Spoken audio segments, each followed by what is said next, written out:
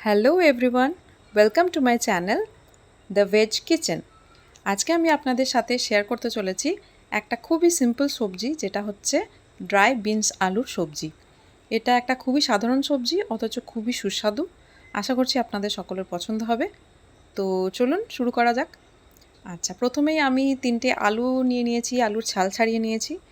আর beans নিয়ে নিয়েছি। Beans আছে মোটামুটি ওই আধা কেজির মতো। আর এবারে আমি বিনসটাকে ভালো করে 2-3 বার জলে ভালো করে ধুয়ে নিচ্ছি। আর তার সাথে এবারে আলুটাও ধুয়ে নিচ্ছি। আমি সবসময় প্রেফার করি সবজি কাটার আগে ধুয়ে নিতে। কাটার পরে ধুয়ে নিলে এর নিউট্রিশনাল ভ্যালুজ যেগুলো থাকে, নিউট্রিশন যা থাকে, সেগুলো সবই নষ্ট হয়ে যায় শুনেছি। তো সেই জন্য সবসময় আমি চেষ্টা করি যাতে সবজিগুলো কাটার আগেই আমি ধুয়ে নিতে পারি। যাই হোক, এবারে হয়ে গেছে ধোয়া। এবারে আমি সবজিগুলোকে কেটে নিচ্ছি একটু লম্বা লম্বা করে, খুব বেশি লম্বা নয়, মোটামুটি লম্বা, মানে এমন একটা সাইজে যাতে ইজিলি এগুলো সেদ্ধ হয়ে যেতে পারে, কারণ আমি ড্রাই সবজি বানাতে চলেছি। তো বেশি বড় সাইজ আমি রাখবো না। আর বিনস কাটার সাথে সাথে আমি আলুটাও একটু লম্বা লম্বা করেই কেটে নেব। আর হ্যাঁ, বিনসগুলোকে আমি সরিয়ে রেখে দিলাম। এবারে আমি আলুটা একটু লম্বা লম্বা করে কেটে নিচ্ছি। খুব মোটা রাখবো না, আলুগুলোকে একটু পাতলা পাতলা রাখবো, যাতে ইজিলি বিনসের সাথে আলুটাও তাড়াতাড়ি সেদ্ধ হয়ে যায়। আর এটা খুবই চটজলদি রেসিপি, এটা হতে বেশিক্ষণ সময় লাগে না।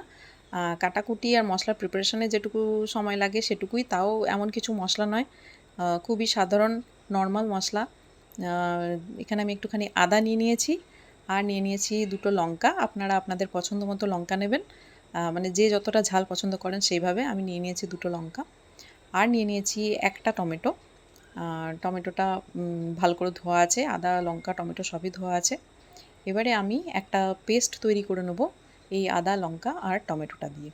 এর জন্য আমি একটা মিক্সিং জার নিয়ে নিয়েছি, যাতে আমি আদা লঙ্কা আর টমেটোটা দিয়ে দিলাম।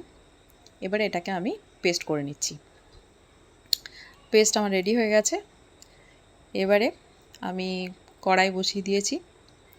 কড়াইয়ে আমি দিয়ে দিয়েছি সর্ষের তেল, মোটামুটি 2 টেবিল চামচ মতো। আর এর মধ্যে আমি 2টো শুকনো লঙ্কা ফোড়ন দিচ্ছি, আর তার সাথে দিচ্ছি একটুখানি 5 ফোড়ন। 5 ফোড়ন আর শুকনো লঙ্কাটা হালকা ভাজা ভাজা হয়ে এলে, যখন এর সুন্দর একটা গন্ধ বেরিয়ে আসবে, তখন আমি এর মধ্যে দিয়ে দেবো কেটে রাখা সবজিগুলো, বিনস আর আলু যেটা আমি কেটে রেখেছি।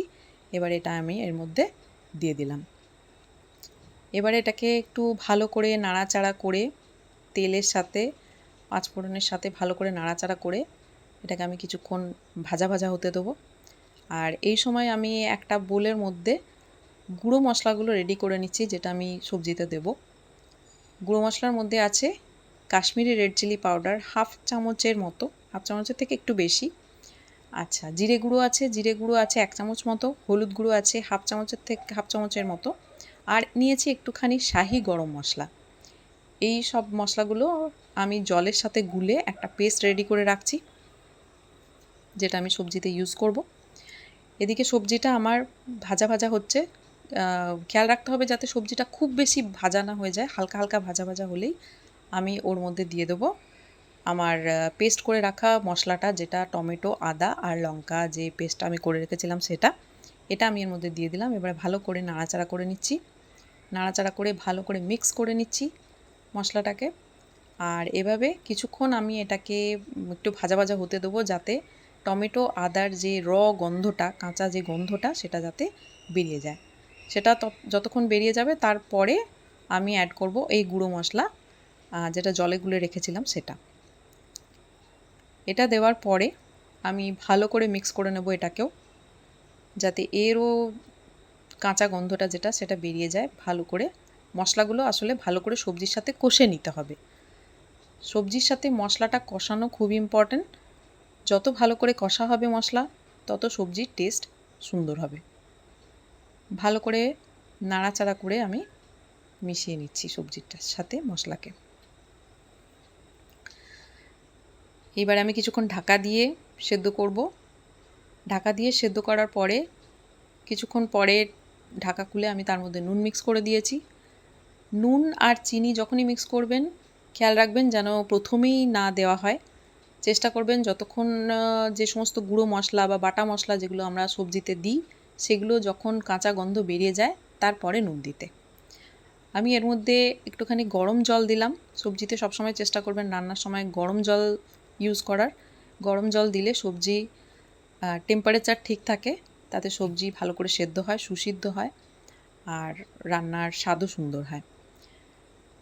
দেখতে পাচ্ছেন আমার আলুগুলো এর মধ্যে সেদ্ধ হয়ে গেছে।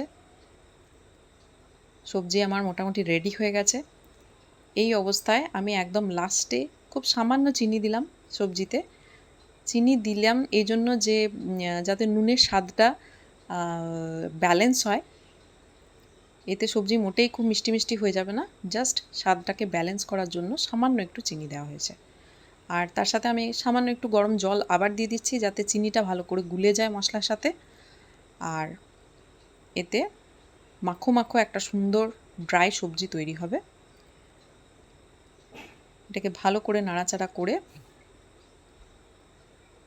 সবজিটাকে আমি রেডি করে নিচ্ছি। সবজি আমার প্রায় হয়ে এসেছে।